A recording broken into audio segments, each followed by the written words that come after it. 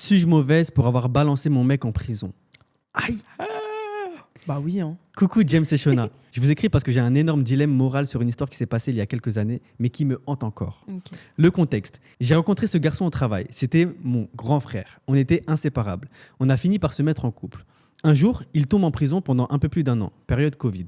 Pendant toute sa peine, j'ai été la copine exemplaire. FaceTime tous les soirs. J'ai envoyé 150 € par mois pour la cantine. J'allais au parloir 2 fois par semaine. Je m'occupais de son linge 1 fois par semaine parce que sa famille ne s'occupait pas de lui à cause de ses allers-retours. Le déclencheur. Un soir, j'étais vraiment malade. Et honnêtement, j'avais la flemme d'aller au parloir le lendemain. J'ai donc envoyé un faux test Covid positif pour justifier mon absence. Puis je lui ai snappé le thermomètre avec 39 de fièvre. J'ai mis le thermomètre sous mon aisselle pour que ça soit bien chaud. Elle te rappelle quand on était petit, on mettait le thermomètre sur le radiateur, après on allait voir les darons et tout.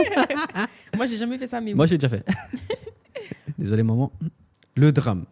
Il l'a très mal pris. Il a pété les plombs et m'a insulté de tous les noms possibles et inimaginables. C'était la première fois qu'il franchissait cette limite avec une telle violence verbale, alors que je me sacrifiais pour lui depuis des mois, 2 fois par semaine. Ma vengeance.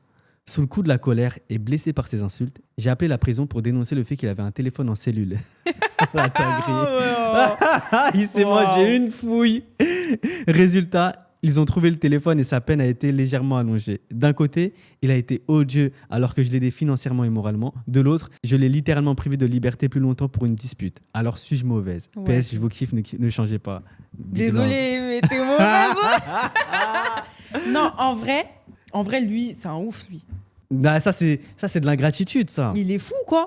Déjà, tu vas en prison. Moi, si je veux, je viens même pas. Je fais rien pour toi.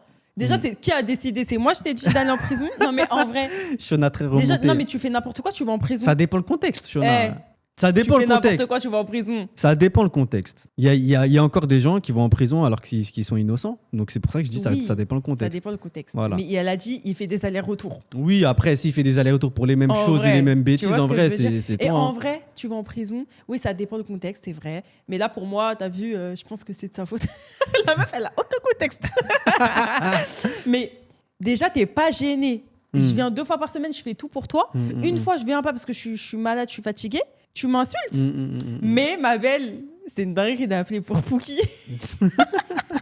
Ah, c'est une dinguerie. C'est une dinguerie. Et en plus, tu rallonges ta peine. Donc en fait, toi-même, tu te fais du mal aussi, indirectement. Non, mais moi, en vrai, de vrai, à partir du moment où il y a insulte et tout, alors que je suis juste pas venu une fois au parloir,